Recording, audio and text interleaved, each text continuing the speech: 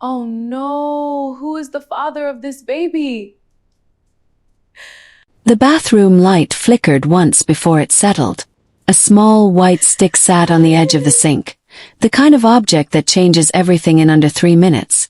She stood in front of the mirror, hands gripping the cold porcelain, staring at her own reflection like she was looking at a stranger. 2 lines. Her mouth opened. No sound came out. From the living room she could hear them. Her husband Juhan and his best friend Sungo laughing. Glasses clinking. The television playing something neither of them was really watching. 2 men. 1 baby. And she didn't know which one of them had given it to her. She pressed her back against the wall and slid down slowly until she was sitting on the cold tile floor, knees pulled to her chest, the test still in her hand. And in that moment the worst part wasn't the pregnancy. The worst part was the memory that came flooding back, of the night it happened, of how gentle he had been, of how she had cried after, of how she had told herself it would never happen again. And then, even worse than that memory, came another one. Her husband's voice, just 3 days ago, beaming with pride on the phone. "My wife is pregnant." And Sungo's face, the flicker of something across his eyes that she hadn't understood then. She understood it now. She just didn't know yet how deep the lie went. It started the way most quiet disasters do. Slowly and without warning. There was no argument, no cold silence after a fight. No moment she could point to and say, that's when everything changed. One day Juhan simply stopped. He stopped reaching for her hand across the dinner table. Stopped pulling her close in the mornings before the alarm went off. Stopped looking at her the way he used to, like she was something worth looking at. Mira noticed the way women always notice. First with confusion, then with worry, then with a quiet, gnawing ache that settled somewhere beneath her ribs and refused to leave. She told herself it was work stress. She told herself it was exhaustion. She told herself all the things a woman tells herself when the alternative is too painful to consider. He still loves me. He's just tired. This is normal. This is what marriage becomes. But month after month, the bed between them grew wider. Not physically. They still slept on the same mattress, under the same blanket. But there was a cold geography to the way they lay at night. Him facing the wall. Her facing the ceiling. An invisible line drawn down the center that neither of them ever talked about crossing.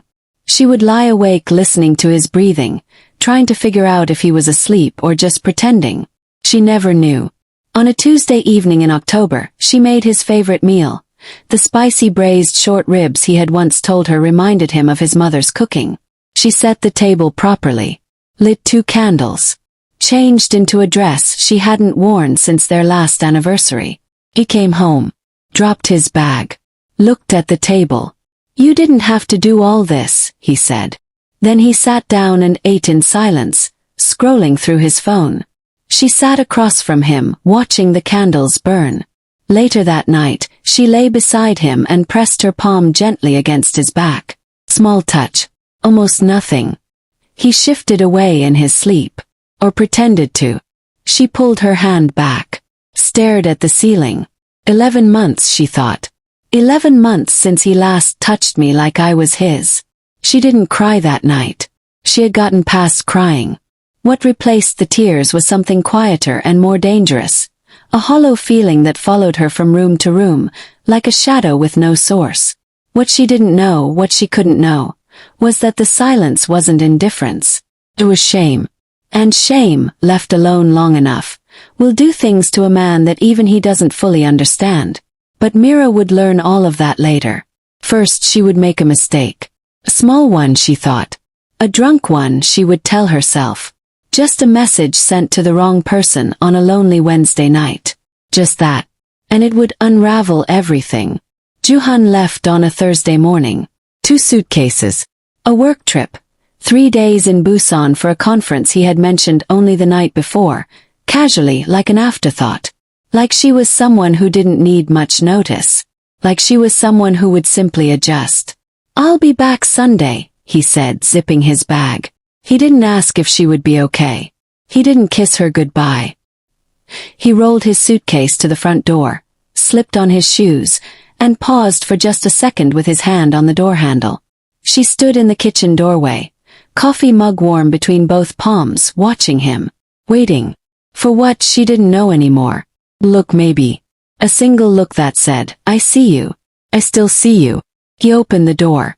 Lock up properly, he said. And then he was gone. Mira stood in the silence he left behind. The coffee went cold in her hands. The first day alone wasn't so bad.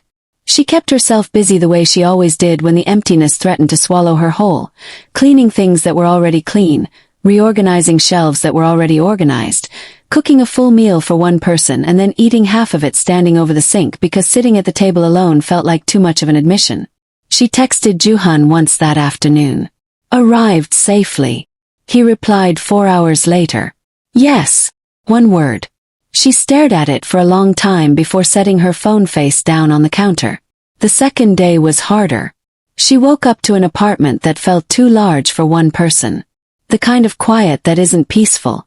The kind that presses against your ears and reminds you of everything that isn't there. She called her mother for an hour. Laughed at the right moments. Said everything was fine. She wasn't fine. She scrolled through old photos on her phone in the afternoon. Her and Juhan from 2 years ago.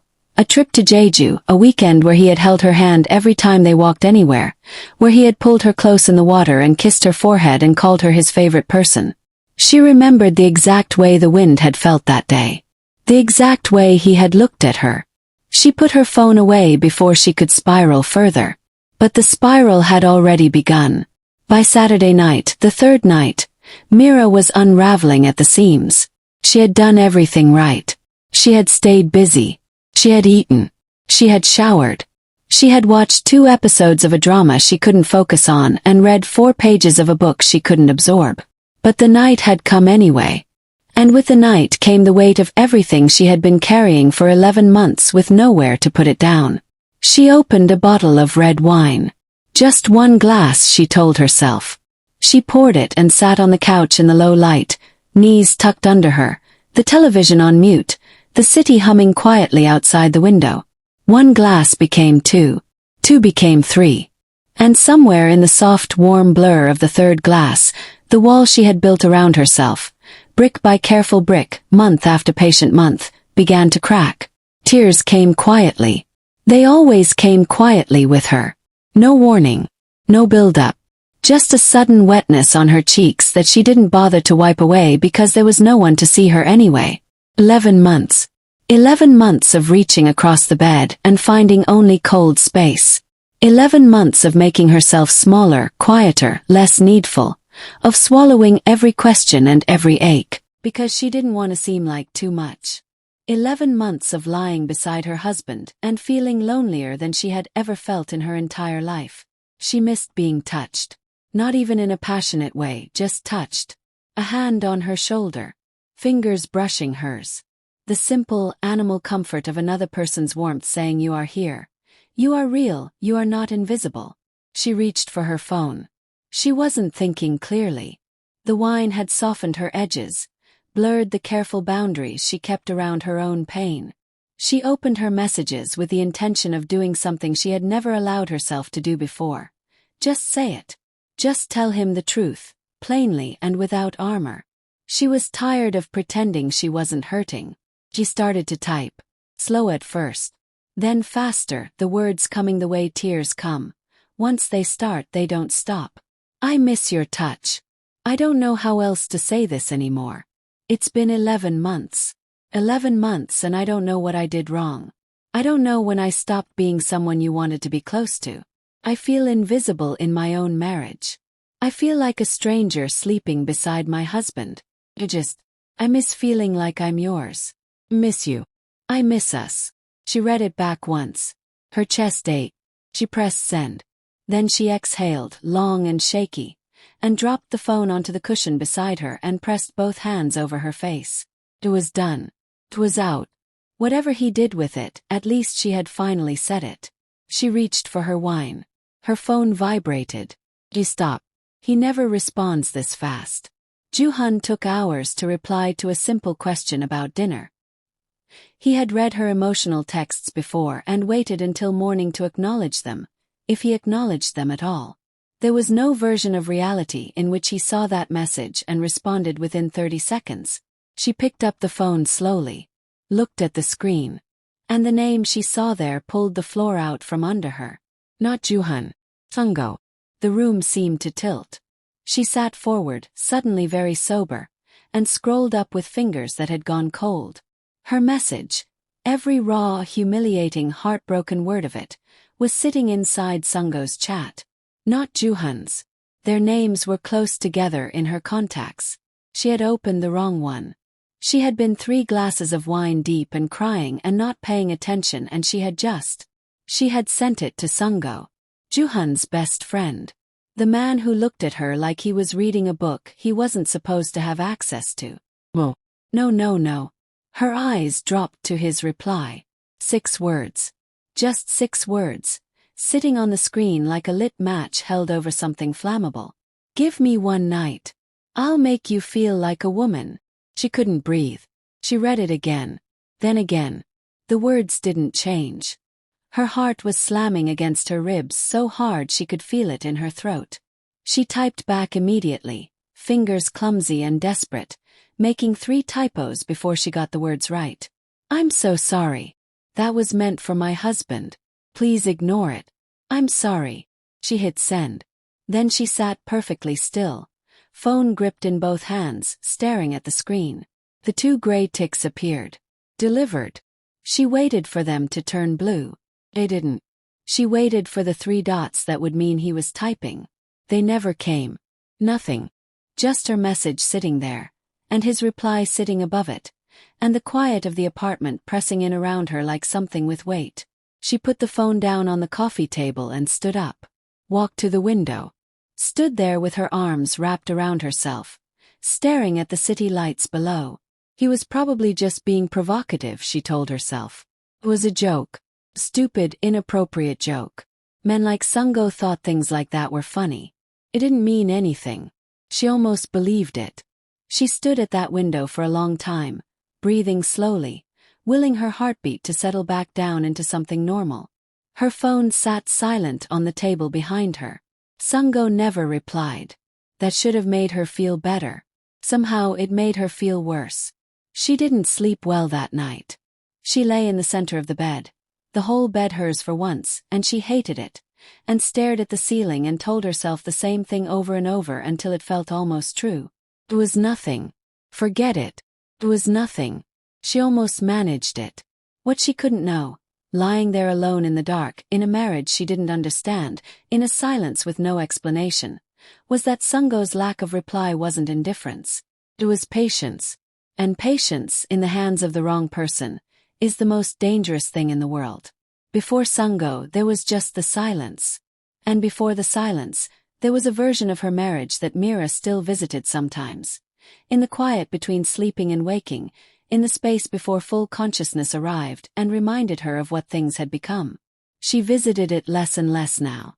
But it still came to her sometimes, unbidden. A flash of warmth in the middle of a cold season. It had started, the pulling away, the slow disappearance of him, about a year ago. She hadn't noticed it immediately. That was the cruelest part. It didn't happen overnight, the way a door slamming shut happens. It happened the way a tide goes out. Gradually, so gradually that you don't realize how far the water has receded until you're standing on dry sand wondering where the ocean went. The first time she tried to reach for him and felt the distance, she told herself she was imagining it. It was a Friday night. They had eaten dinner, cleaned up together the way they always did. Her washing, him drying, easy and comfortable. She had felt good that evening. She had changed into the silk slip she saved for nights when she wanted him to look at her a certain way. And she had come to where he was sitting on the bed reading. And she had placed her hand on his chest and looked at him. He had glanced up from his book, then back down. I'm tired, Mira. She had pulled her hand back slowly. Okay, she said. She lay down beside him and stared at the ceiling and told herself. He's tired. He works hard. Just tonight. But it was the next night too. And the night after that. A week passed. Then 2. She stopped wearing the silk slip. She told herself she was giving him space, giving him time, being a considerate wife who understood that marriage ebbed and flowed, and she was not going to be the kind of woman who made her husband feel pressured. But the ache was already beginning. Small and low, like an ember that hadn't yet decided whether to die or grow. 3 weeks in, she tried again. Softer this time. Less direct. She moved close to him on the couch after dinner, tucked herself against his side the way she used to, tilted her face up toward his. He patted her knee. Once. The way you pat a dog that has come to sit beside you. Then he picked up his phone and started scrolling. She sat very still. Joo-hun. Are you okay? Is something wrong? He looked at her then. Brief look. Patient. Slightly puzzled, as though she had asked him something mildly inconvenient. Nothing's wrong. Why do you always do this? Do what? Make things into something. I'm just relaxing. Can't I just relax? She opened her mouth. Closed it. Of course, she said. She moved back to her own side of the couch. He kept scrolling. She tried to talk to him about it properly once. Just once. She had rehearsed it in her head for 3 days before she found the courage, choosing her words carefully, making sure she sounded calm and loving rather than accusatory. She waited until a Sunday morning when there was nowhere to be. No reason to rush, the apartment full of soft gray light and the smell of coffee. She sat across from him at the kitchen table and folded her hands around her mug and said, quietly, I feel like something has changed between us. I feel like you're far away from me and I don't know why. I miss being close to you. Joo-hun looked at her from across the table. Long look. Then he leaned back in his chair and rubbed a hand over his face, and when he lowered it, his expression was the particular combination of tired and gentle that she had learned to dread, the one that meant she was about to be managed rather than heard. Mira, I'm going through a stressful period at work. That's all this is. It's been months, Joo-hun. I know how long it's been. The sharpness in his voice stopped her. He softened it immediately, looking at his coffee. I just need you to be patient with me. You're overthinking this. Everything is fine. Everything is fine. She looked at her husband across the breakfast table. This man she had chosen, this man she had built a life with, this man who was sitting 3 feet away from her and somehow unreachable, and she nodded. Okay, she said. She didn't bring it up again. What she did instead was carry it. Quietly. Alone. She carried the rejection like something she deserved, turned it over and over in her hands at night looking for the explanation she could never find. Was she too much? Not enough. Had she done something, said something, become someone he no longer wanted without realizing it had happened? She started watching herself in the mirror with a critical eye she had never turned on herself before. Studying her own face for flaws, her own body for reasons. Is this why? Is it this?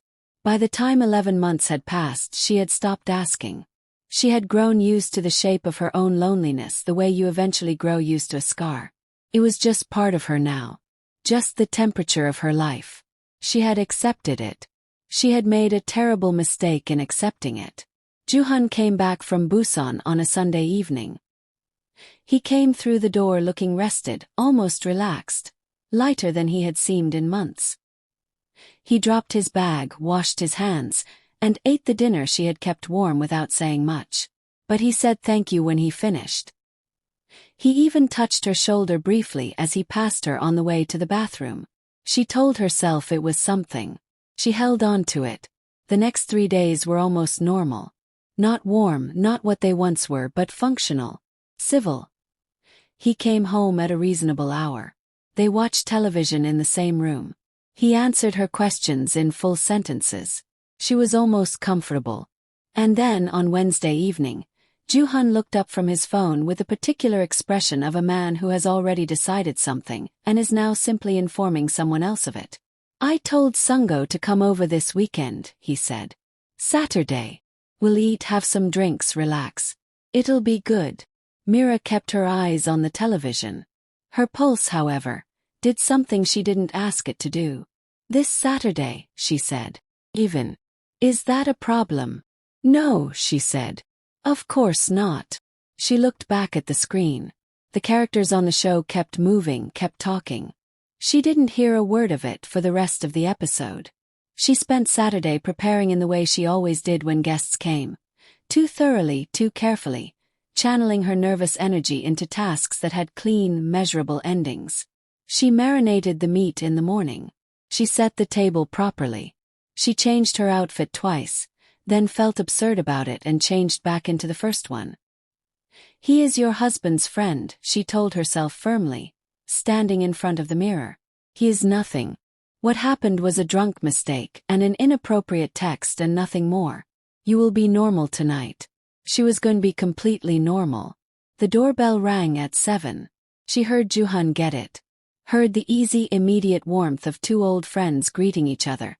The kind of natural, effortless comfort that she and Juhan hadn't had between them in almost a year. She stayed in the kitchen. "Mira," Juhan called. "He's here." She picked up the dish towel, set it down, walked out. Sungo was standing in her living room in a dark jacket, a bottle of wine in one hand, looking completely at ease. The way men who are comfortable everywhere always look completely at ease. He turned when she entered, and he looked at her. Not the way men look at the wives of their friends. The brief, polite, acknowledging glance that says, "Hello, you exist, I see you." He looked at her the way you look at something you have thought about in the time since you last saw it. And hurried, like he had time. "Mira," he said. "It's good to see you." "You too," she said. She turned to take the wine from him and walked back to the kitchen. Her hands, she noticed, were not entirely steady. Dinner was the most exhausting performance of Myra's life. On the surface it was pleasant. The food was good.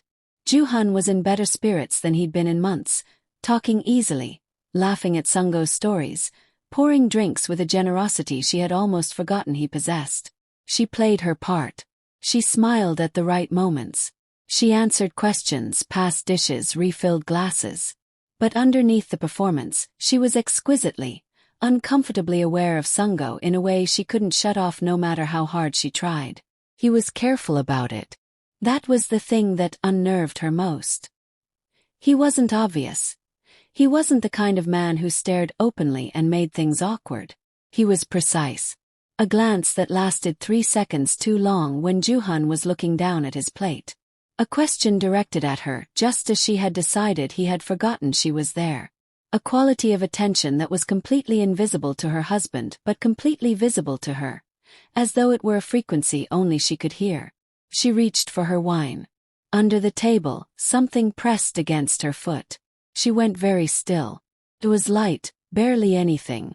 The side of his shoe against hers. Not aggressive, not demanding, just there. A small, deliberate contact that said, "I know you're sitting across from me and I haven't forgotten." She moved her foot away. Kept her eyes on Juhan, who was in the middle of a story about a colleague. Laughed at the right moment. Reached for her glass again. Her breathing was not normal. She hated that her breathing was not normal. She excused herself after the main course. "Dishes," she said, just clearing a few things, and retreated to the kitchen with an armful of plates and the specific relief of a person who has been holding themselves together in a room and finally gets to stop. She set the plates down and stood at the sink and ran the water cold and pressed her wrists under it. "Stop it," she told herself. "Stop this right now. He's a man at a dinner table. You are a married woman in your own home." The water ran over her wrists. From the dining room, she could hear Juhan laughing. She was so tired of the sound of her husband laughing at everything except her. She heard footsteps. She straightened up immediately. Turned the tap off. Picked up the dish towel. Sungo appeared in the kitchen doorway. He leaned against the frame with his wine glass, unhurried, looking at her with that expression she was starting to recognize. The one that said he had all the time in the world and intended to use it. "You don't have to do all that now," he said. "I don't mind," she said. She kept her back mostly to him, rinsing a glass that was already clean. Then footsteps. He was moving into the kitchen. She kept her eyes on the sink. He stopped a few feet behind her. She could feel the particular weight of his presence the way you feel a change in temperature. Something in the air that wasn't there before. You deserve to feel wanted, Mira. Her hands went still under the water. The words landed somewhere they had no business landing. She knew that. She recognized exactly what was happening, and exactly why she needed to turn around and tell him to go back to the table, and exactly why this conversation needed to end immediately. He turned around. He had moved closer than she expected. Not threatening. Never threatening with him, she was learning. Always this careful studied closeness that kept him just on the right side of a line he was slowly erasing. You need to go back out there, she said. He didn't move. He doesn't see you, Sungo said quietly. Matter of fact. Not cruel, somehow that made it worse. I don't know why. But I do. Sungo. He took one step closer. She put her hand flat against his chest and pushed. Firmly, clearly, a boundary with no ambiguity in it. He stopped. If he won't make you feel like a woman, he said, his voice low and even. I will. The words sat in the kitchen between them. She held his gaze. Get out of my kitchen, she said. Right now. Moment. Long enough to make her heart pound. Then he stepped back.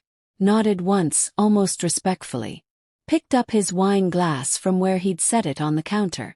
And walked back out to her husband. Mira stood in the kitchen alone. She turned back to the sink. Turned the tap on. Pressed both palms flat on the cool edge of the counter and breathed. From the dining room, she heard Juhan say something and Sungo laugh in response. Easy, warm, completely unbothered. She stood there for a long time. Telling herself she had handled it. Telling herself it was over. Not yet knowing that Sungo was not a man who gave up. He was a man who waited. 2 weeks passed after the dinner. Mira filled them carefully. The way you fill cracks in a wall before anyone notices them. Smoothing over the surface until everything looks intact again. She went about her days with the particular discipline of a woman who has decided something did not happen. She cooked. She cleaned. She went to work and came home and sat beside her husband on the couch and watched television and said the right things at the right times. She did not think about the kitchen. She did not think about the 6 words Sungo had said to her, low and even, like he was simply stating a fact about the weather. She did not think about the way her heart had behaved at dinner, the traitorous, involuntary way it had responded to a man she barely knew while her husband sat 3 feet away laughing at a story. She did not think about any of it. She was very, very busy not thinking about it. Juhan told her on a Monday.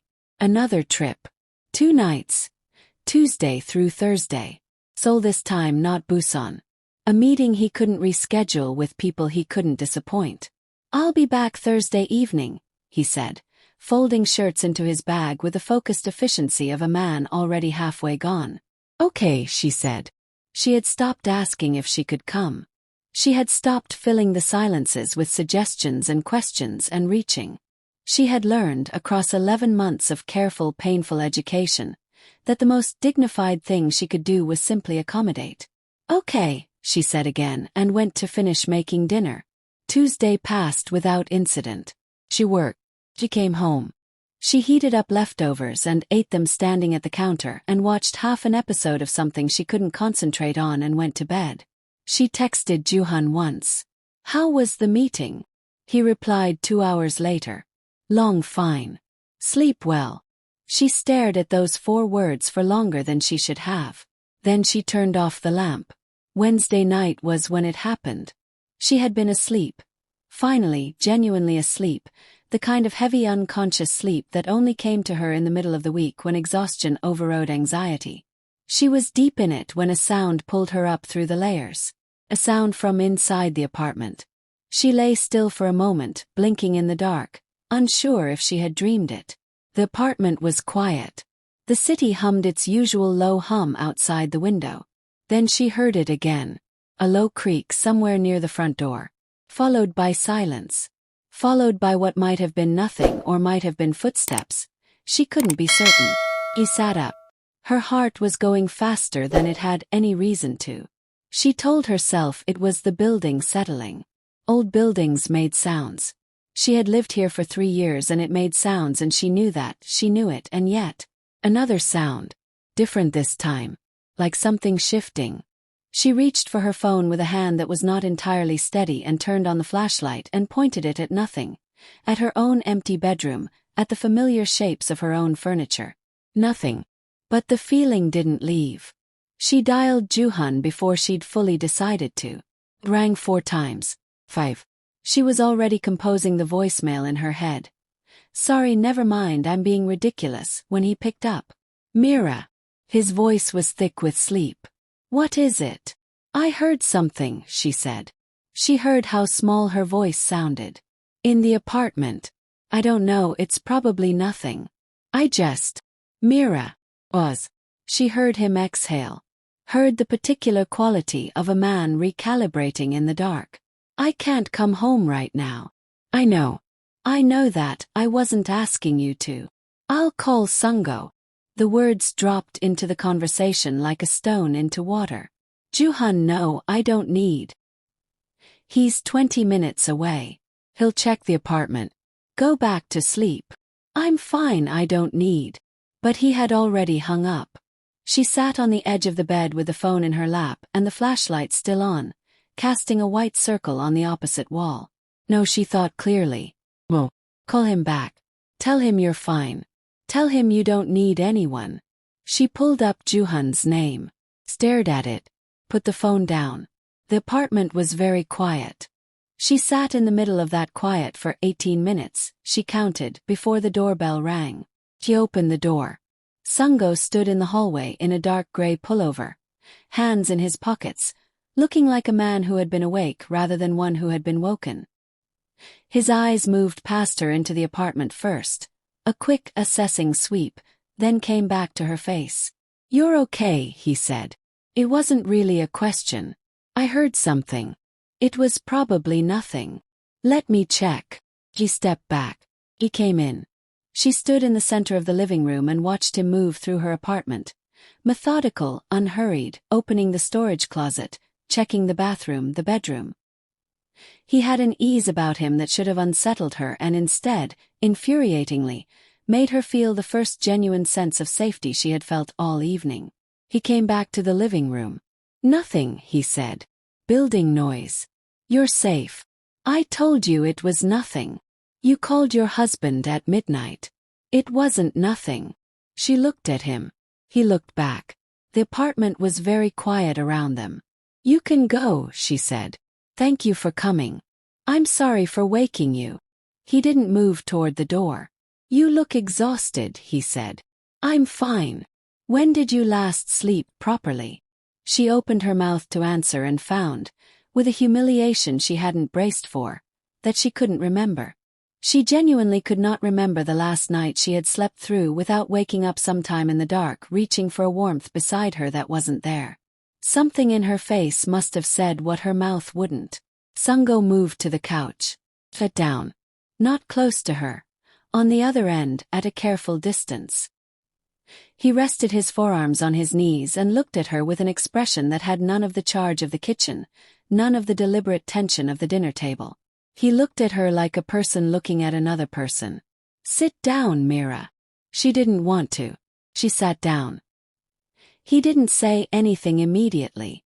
The silence between them was different from Juhan's silences. Juhan's silences always felt like closed doors.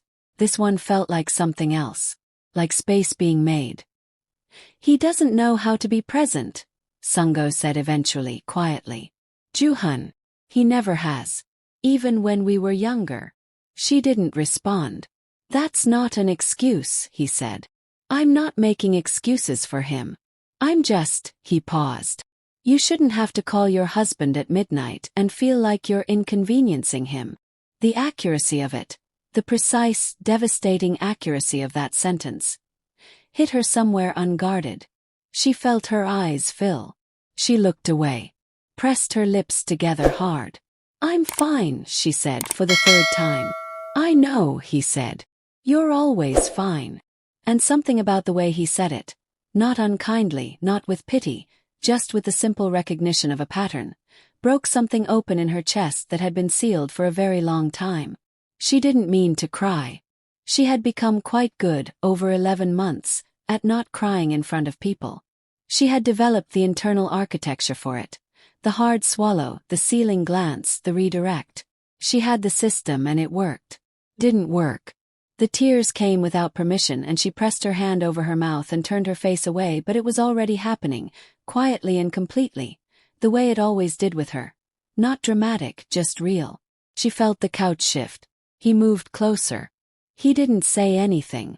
Didn't offer platitudes or solutions, or the particular brand of uncomfortable helplessness that men often produced in the face of a crying woman.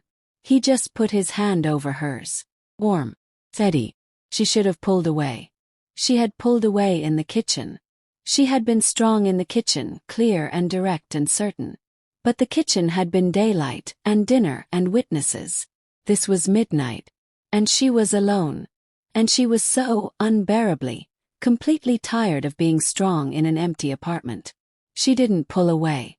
What happened next, she would turn over in her mind for weeks afterward, examining it from every angle, looking for the exact moment she could have chosen differently, the exact door she could have not walked through. She never found one single moment. It wasn't one moment. It was the accumulation of 11 months of silence.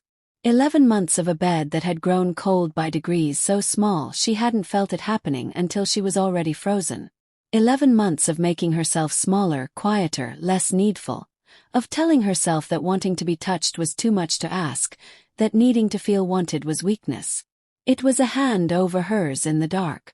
It was someone asking when did you last sleep properly and waiting for the actual answer. It was kindness, arriving in the wrong hands at the exact right moment. And sometimes, this was the part she couldn't forgive herself for, and couldn't pretend wasn't true. Sometimes that is enough. She let him hold her. And then she let him more than hold her. And the whole time, somewhere underneath the warmth and the closeness and the relief of finally not feeling invisible, there was a part of her standing very still and very cold, watching, knowing exactly what she was doing and knowing exactly what it would cost her. She did it anyway.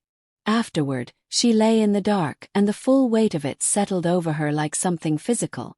Sungo lay still beside her, not sleeping. She could tell by his breathing. She stared at the ceiling.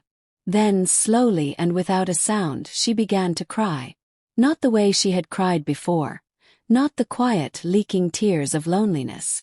This was different. This came from a deeper place. From guilt and grief, and the particular devastation of a woman who has done something she cannot undo and already knows it. She didn't make a sound. Sungo reached over in the dark and rested his hand gently on her arm. She moved away. He didn't try again. You should go, she whispered. Pause. Mira. Please. Another pause. Longer. Then the sound of him getting up. Getting dressed. Moving through her apartment in the dark. The front door opened. Closed. She lay alone in the center of the bed and pressed both hands flat over her face and breathed. This never happened, she told herself. This is the only time. It happened once and now it's finished and it will never happen again. She believed it. Juhan came home Thursday evening. She had cleaned the apartment twice. She had changed the sheets. She had remade everything, the surfaces, the atmosphere, herself, until there was nothing to see. She was good at surfaces. She had been maintaining one for almost a year. He came in, dropped his bag, kissed her cheek, briefly, distractedly, and asked what was for dinner. He told him. Afterward he sat beside her on the couch and put on a show she had already seen and didn't tell him so. And at one point, somewhere in the second episode, he reached over without looking at her and put his hand on her knee. She looked at his hand on her knee. 11 months. She covered it with hers. That night, for the first time in nearly a year, Juhan reached for her in the dark.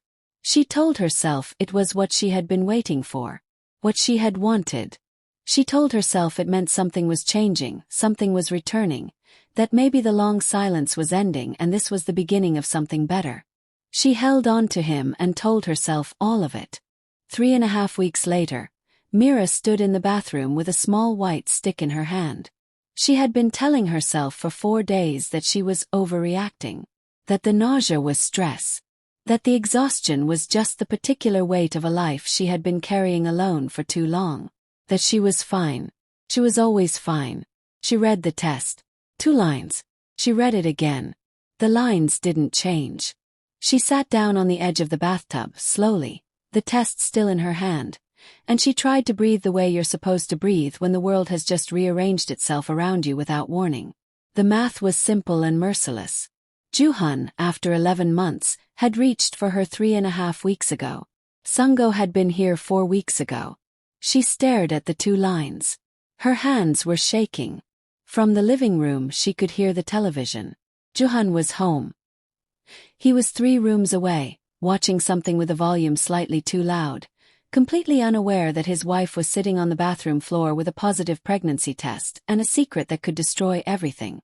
She pressed the test against her chest, closed her eyes. Whose? The question sat in the center of her like a stone. Whose child is this? She didn't know. She genuinely, terrifyingly did not know.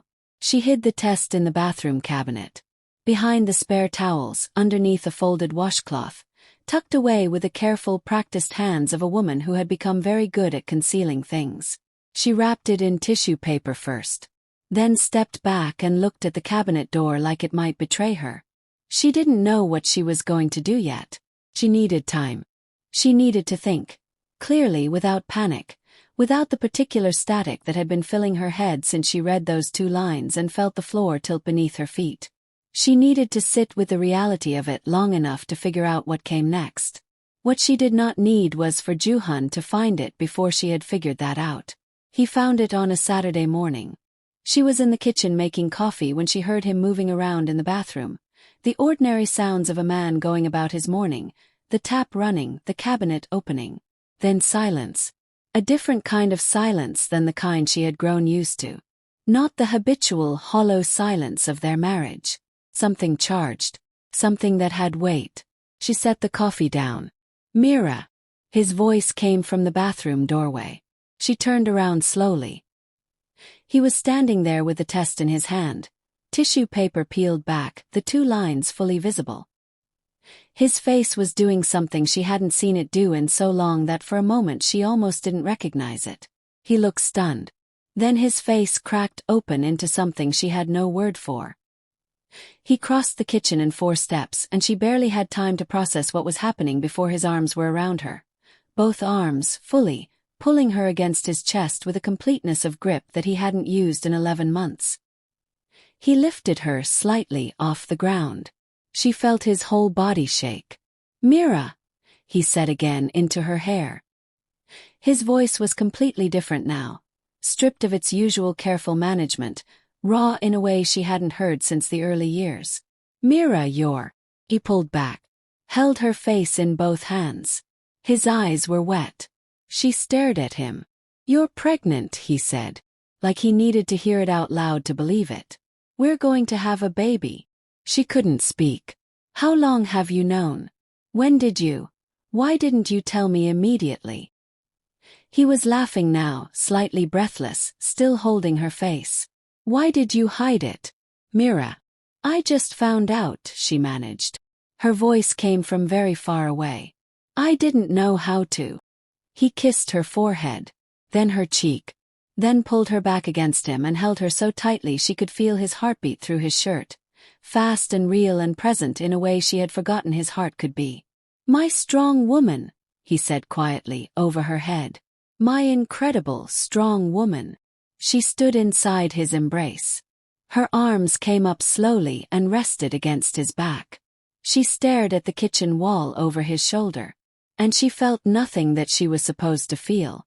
He didn't put her down for a long time.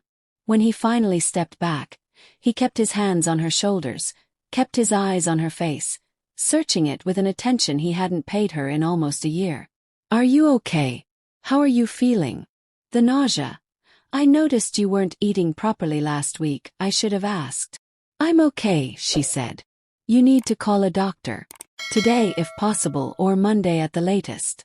I'll come with you. Juhan. I want to be there.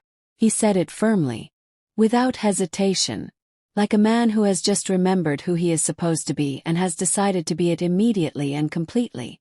She looked at her husband's face. open and warm and shining with something she could only call joy, and she thought about what was hidden inside her. The question she couldn't answer. The math that didn't resolve cleanly no matter how many times she ran it. "Okay," she said. He kissed her again.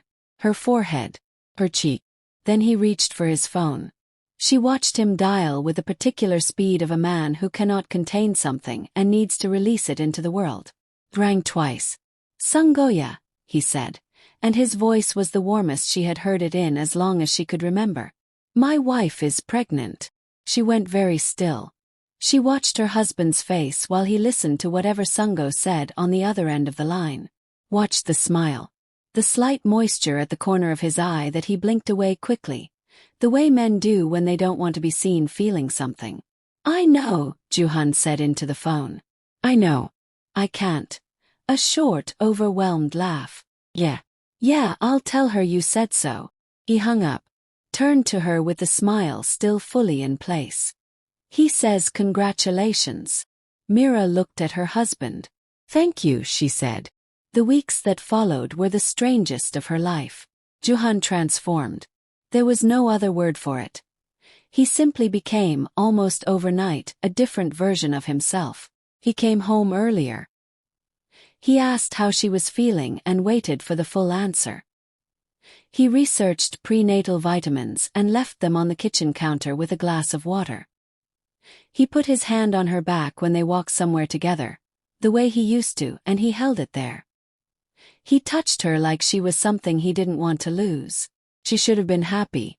She pressed through each day with the discipline of a woman walking a tightrope, keeping herself balanced, keeping her face arranged correctly, receiving his tenderness without flinching. She told herself the same things in the same order every morning when she woke up. "You don't know anything yet. There is nothing to confess. You will figure this out. You will be okay." She was not okay. She was terrified in a way that had no bottom to it, a free-falling kind of terror that she could not share with a single person on earth. And underneath the terror, twisting through it like a second current, was something she hated herself It was a for. Thursday evening, Question of whose 5 child weeks she after was Juhan carrying had did found not the leave her test. alone. He had texted her that afternoon to say Sungo was coming for dinner. Casual, no particular reason, just a meal between old friends. She had read the message twice. Then she had put her phone in her bag and gone to the bathroom at work and stood at the sink with the cold water running until she felt steady enough to go back to her desk. "You can do this," she told herself. "You have been doing this." She made dinner, set the table, did everything right. Sungo arrived at 7. He greeted her at the door with the same careful, measured quality he always carried, a warmth that never quite tipped into something that could be named. He had been like this every time she had seen him in the weeks since that night. Not cold, not guilty, not, as far as she could tell, anything other than the composed and attentive man he had always appeared to be. She didn't know how he did it. She couldn't look at him for more than a few seconds at a time without something lurching in her chest. Dinner was quiet. Juhan was talking about a project at work, something about a contract that had finally been approved, and Sungo listened and responded, and everything was normal, completely normal, a perfectly ordinary Thursday evening. She excused herself after dinner. "Dishes," she said. She needed some air. She went to the kitchen and stood at the sink and let the hot water run over her hands and focused on breathing at a regular pace. The low sound of their voices came from the living room. And hurried. The easy rhythm of two men who had known each other so long they had settled into a language of their own. She turned the tap down slightly. Juhan's voice lower now, more private. The shift in register that meant something was no longer casual. "I need to say it properly." She went still. She turned the tap off entirely. "I don't know how to thank you," Juhan said. "I couldn't have done this without you. You know that." Silence. Then Sungo's voice, quiet and even. "She'll never know." The words moved through her like cold water. She set the dish towel down. She'll never know. What would she never know? Her feet moved without her deciding to move them. She crossed the kitchen to the doorway, stopped just before it, pressed against the wall, out of their sight line. Juhan again. His voice thick with something she had never once heard in it before. When the doctor told me I had, that I couldn't. A pause. A short, painful exhale. I didn't know how to tell her. Tried. I sat with it for months trying to find a way to say it, and I couldn't. I couldn't be the man who looked his wife in the eye and told her he could never give her a child. The wall was cold against her shoulder. Her mouth had gone completely dry. She would have stayed, Sungo said. I know, Juhan said. That's not. His voice cracked. That wasn't the point. The point was I couldn't live with the way she would have looked at me afterward. Knowing. Every day knowing. A long silence. So when you said you had an idea, Juhan continued, quieter now, I told myself I would hate it. That I would shut it down immediately. But you didn't. No. Barely a sound. I didn't. She pressed her hand flat against the wall. The trip to Busan, Sungo said. Not a question. I needed her to be alone. I knew she was struggling. I knew she was. A breath. You said one night would be enough, and I told myself I would never be able to live with what it meant, but I just... His voice broke entirely for a moment. I want a family. I want her to have what she wants. And I can't give it to her myself. Silence. Then Sungo again, low and steady. The emergency. The noise in the apartment. I arranged it, Juhan said simply. I called you before she did. I needed her to call me and I needed to send you. I needed her to feel. He stopped. I needed her to be in a place where she would. I know what you needed. And you. I know what I did. She couldn't breathe. She stood in the hallway with her back against the wall, and her hand pressed over her mouth and her eyes wide and unblinking. The pieces were rearranging themselves behind her eyes with a velocity that made her dizzy. The Busan trip planned. The emergency arranged. The night Sungo had arrived with his warmth and his patience and his careful, devastating kindness. Orchestrated. Every word of it. Every moment of it. Questions. The hand over hers in the dark. All of it. Her husband had sent his best friend to her bed. Had planned it. Had engineered it. Had manufactured her loneliness and her vulnerability and her breaking point with the precision of a man who had weighed his own shame against her body and decided his shame was worth more. The 11 months of silence. Not indifference. Not distance. Shame. Calculated, cowardly, catastrophic shame. And the elaborate architecture of lies he had built around it to protect himself from ever having to look her in the eye and tell the truth. He had not trusted her with his weakness. He had trusted Sungo with her body instead. She stood in the hallway.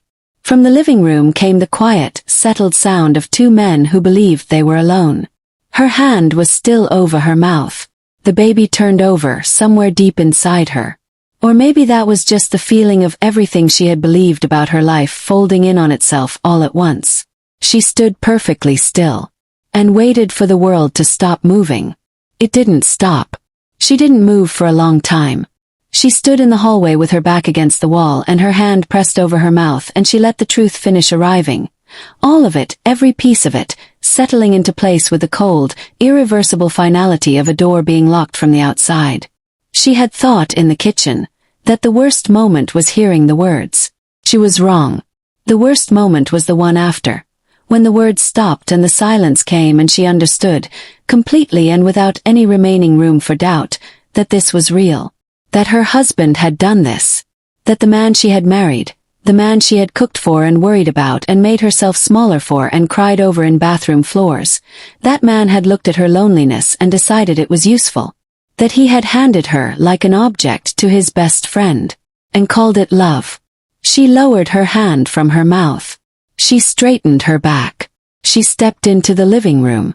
They were sitting across from each other. Juhan on the couch, Sungo in the chair by the window, 2 glasses of whiskey on the table between them. An ordinary scene. A scene she had walked into 100 times. They looked up when she entered. Juhan's face opened into the easy, reflexive smile he had been wearing since the pregnancy. The new warmth, the returned attention, the performance of a husband who had gotten what he needed and could afford to be generous again. The smile lasted exactly half a second. Then he saw her face. The smile died. Beside him, Sungo went very still. She stood in the center of her own living room and looked at them both. First Juhan, then Sungo, then back to Juhan, and she felt something move through her that she had no name for. Not rage. Not grief. Something older and colder than both of those. Something that lived in the part of a woman that has been underestimated one time too many and has finally, completely, stopped being surprised by it. Mira. How long, she said. Her voice was quiet. Shook slightly. She didn't try to stop it from shaking. The shaking wasn't weakness, she understood that now. It was the sound of something that had been very tightly held finally being released. Juhan stood up slowly. The way a man stands when he doesn't know what's coming but knows it's coming. Mira, let me explain. How long have you known? Not a question. Demand. The difference was something she felt in her own chest. The shift from a woman asking to be let in to a woman who has already walked through the wall. Juhan's jaw moved. His eyes went to Sungo for half a second. She saw it. Don't, she said. Don't look at him. Look at me. How long have you known you couldn't have children? A long silence. 4 years, he said. The number landed. 4 years. They had been married for 3. She had walked down an aisle toward a man who was already keeping this from her. She had made vows and built a life and spent 11 months lying awake in the dark wondering what she had done wrong. 11 months of shrinking herself, questioning herself, remaking herself, and he had known. For 4 years. Before she was even his wife. 4 years, she repeated. She heard her own voice from somewhere far away. Mira. So I was just, her voice broke. She pressed through it. I was just a womb to you. The words hit him. She watched them hit him. Watched his face contract with something that might have been genuine pain, and found that she could not make herself care.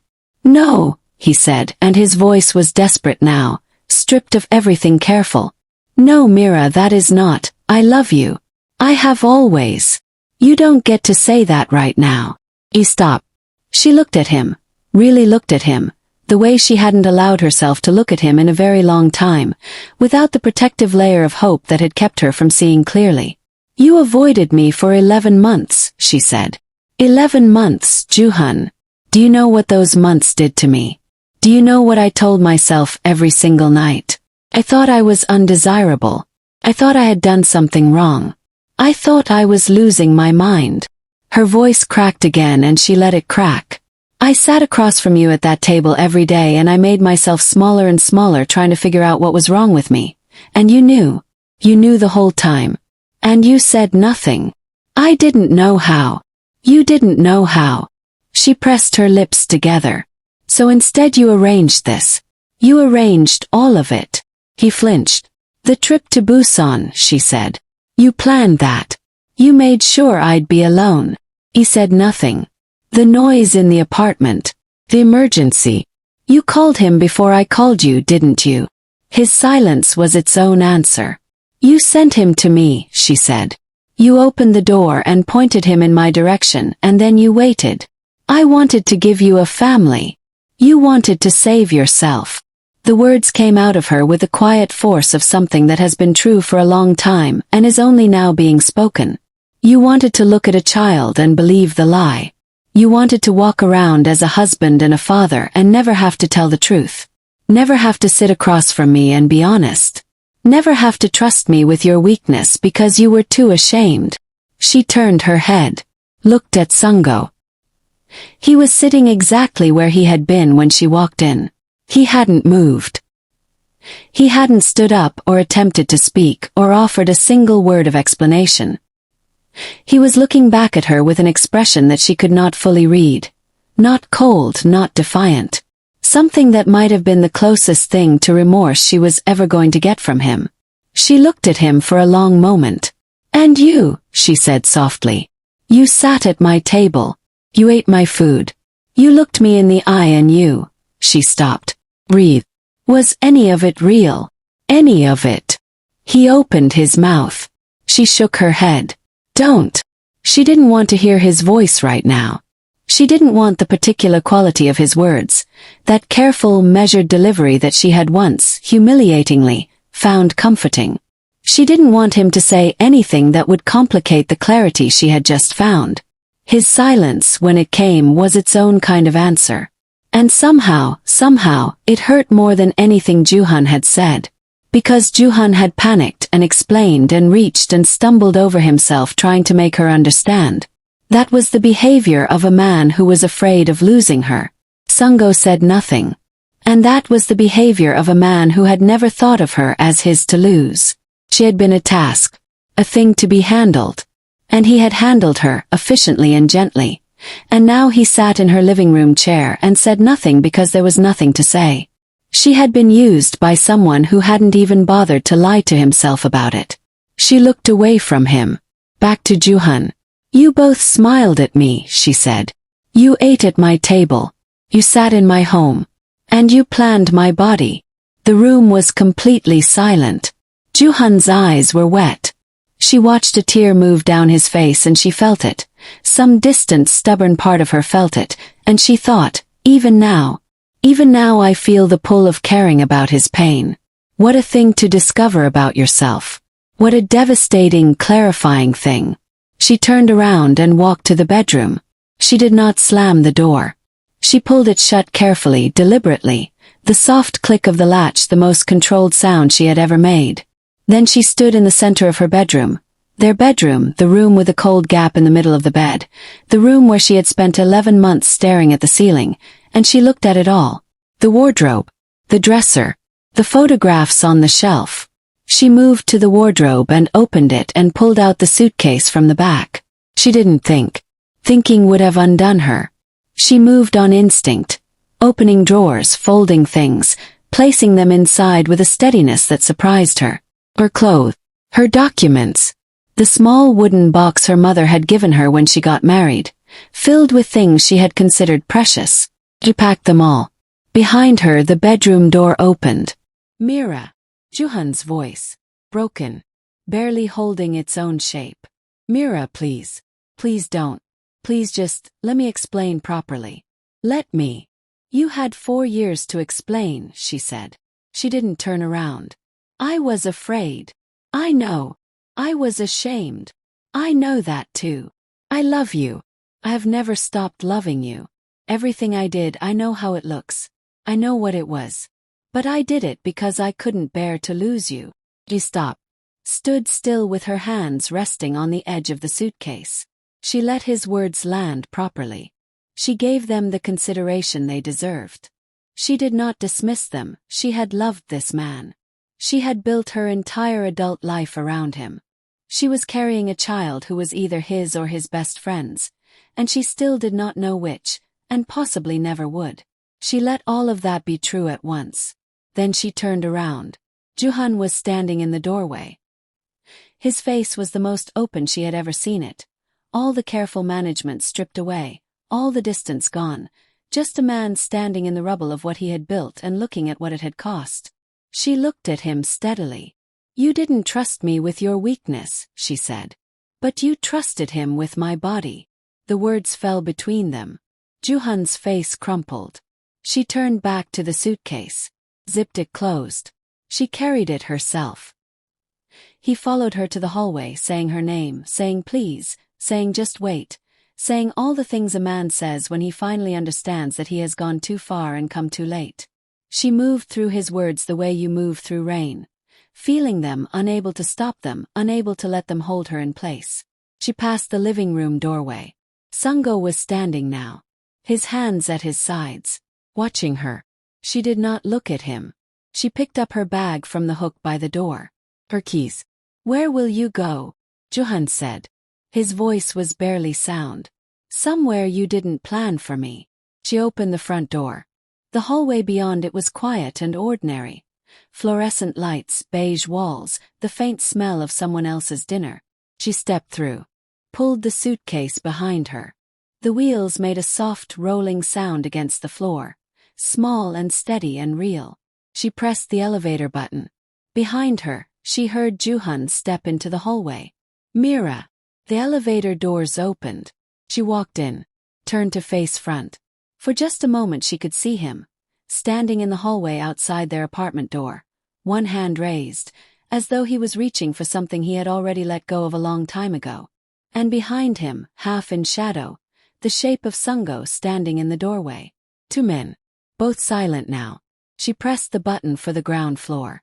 The doors slid closed. She stood alone in the elevator and let out a breath that seemed to come from somewhere she had been holding it for a very long time. She pressed her free hand flat against her stomach, gently, instinctively. A hand that said, "I know you're there. Whatever you are, whoever you are, you know." Tears came. She didn't stop them.